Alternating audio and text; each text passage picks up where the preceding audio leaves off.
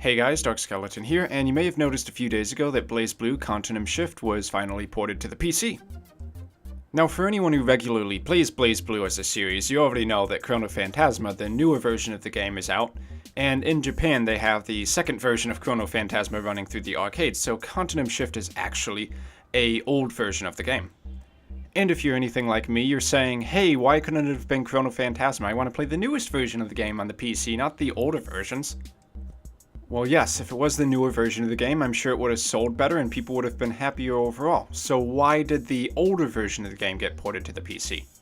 Well, before looking into this, you may have assumed the same thing as me, that Arc System Works and Axis Games were responsible for porting the game. But that's not the case at all. There's actually another company called H2 Interactive, which does ports for games and also adds cloud services into games. And they are actually the ones responsible for bringing both Calamity Trigger and Continuum Shift to the PC.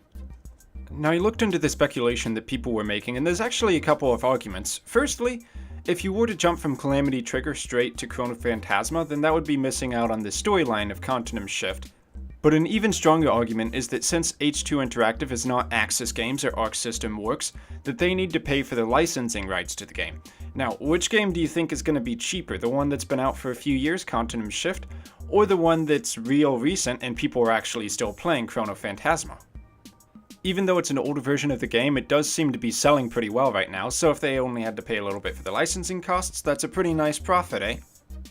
Now, I don't mind at all that they ported the older version of the game to the computer, and actually I'm kinda glad that it eventually happened. I just hope that before too long, H2 actually gets to releasing Chrono Phantasma for the PC as well. Because for me personally, if I was to take fighting games on the PC seriously, then I would at least want the newest version to be out so that I could play it. I do notice that games that would have never been expected to show up on the PC are getting ported more and more to Steam nowadays, and I think that's really cool. I like that a lot. Anywho, I've been Dark Skeleton. I hope this gave you something to think about when judging these PC ports that are coming out, and I'll see you all next time. Thanks for watching.